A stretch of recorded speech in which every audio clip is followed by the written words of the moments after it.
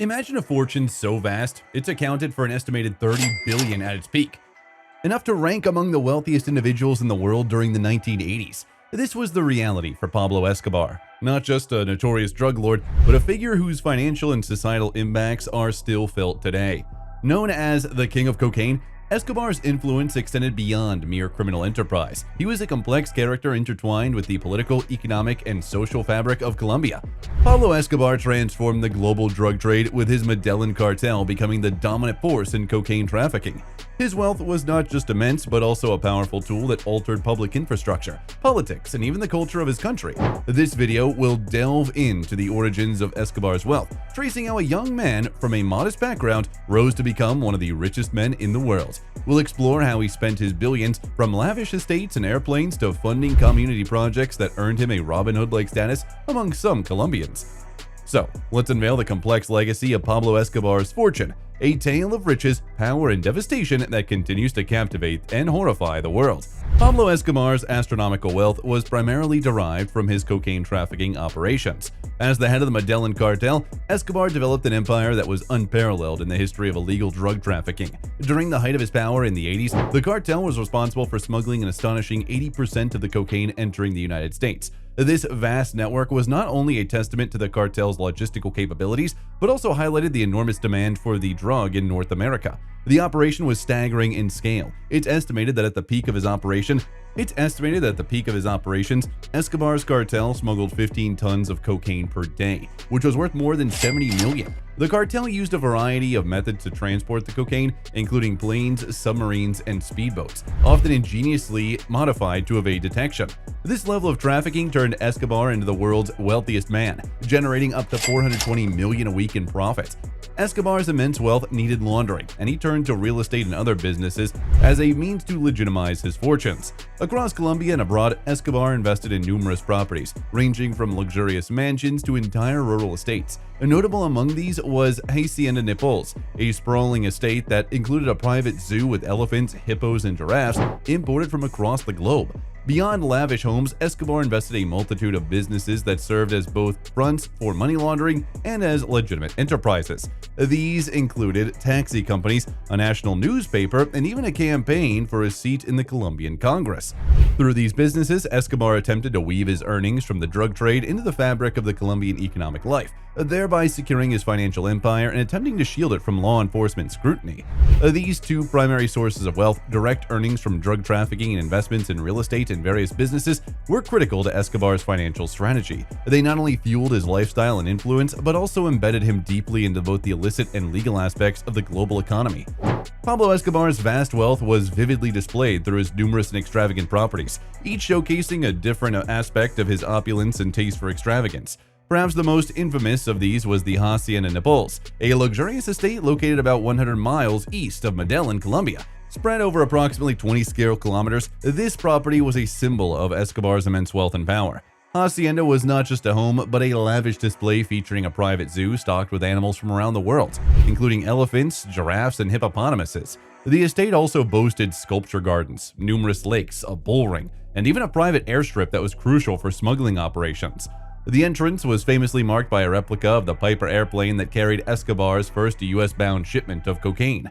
Escobar's fascination with luxury didn't end with real estate, though. He also amassed an impressive collection of cars and aircraft. His garage housed an array of high-end vehicles, including classic cars, luxury sedans, and racing cars, reflecting his passion for speed and engineering.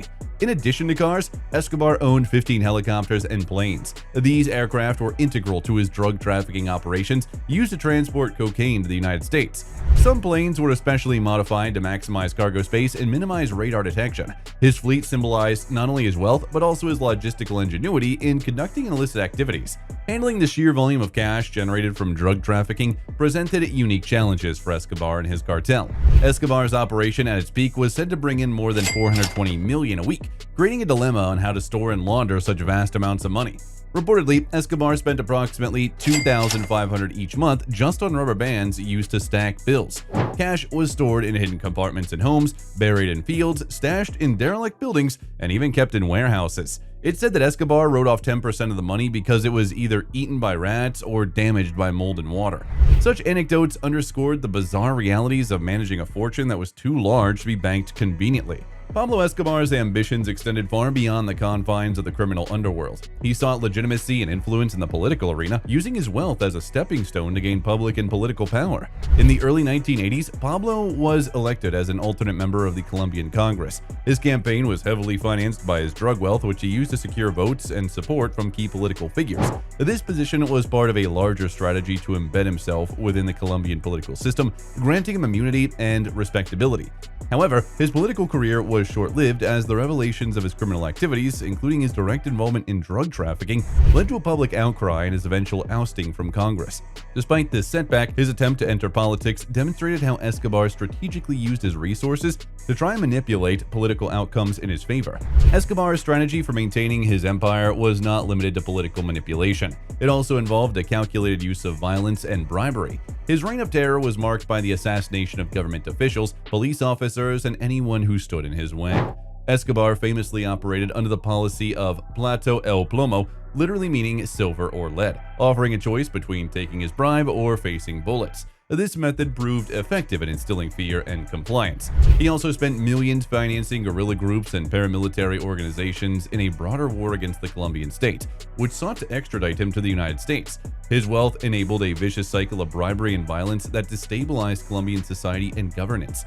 Despite his notorious criminal background, Escobar is known for his charitable contributions to the poor communities of Medellín and other parts of Colombia. He constructed houses and football fields, sponsored local sports teams, and built parks and schools. These initiatives earned him a Robin Hood image from some segments of society, and he portrayed himself as a benefactor who redistributed wealth to the poor. This dual approach of fear and benevolence helped Escobar to maintain a complex relationship with the public. Some despised him for the violence he wrought, while others revered him for his generosity. These social projects were not purely altruistic, but were tactically designed to build a supportive base among the local population, providing him with a social shield and further embedding his influence across the various strata of Colombian society.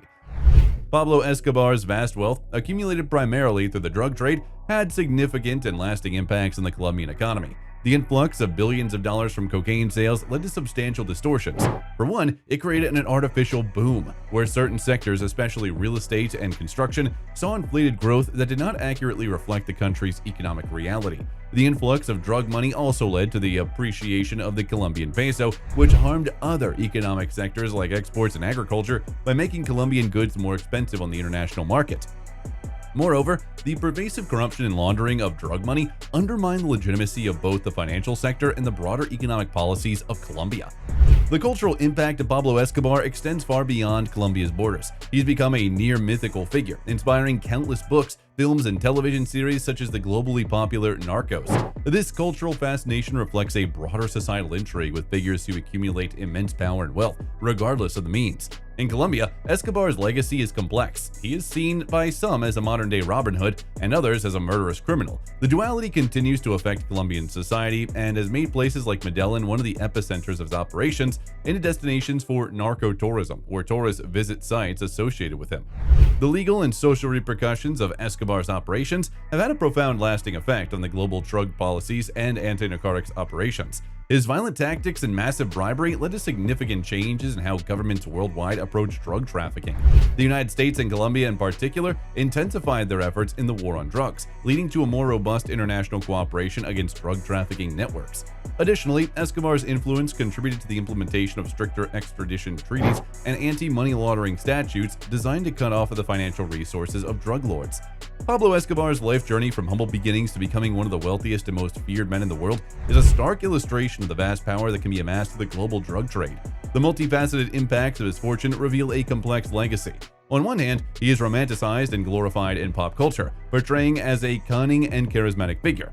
On the other, he is reviled as the architect of a reign of terror that resulted in thousands of deaths and widespread corruption, which effects that linger in Colombia and around the world.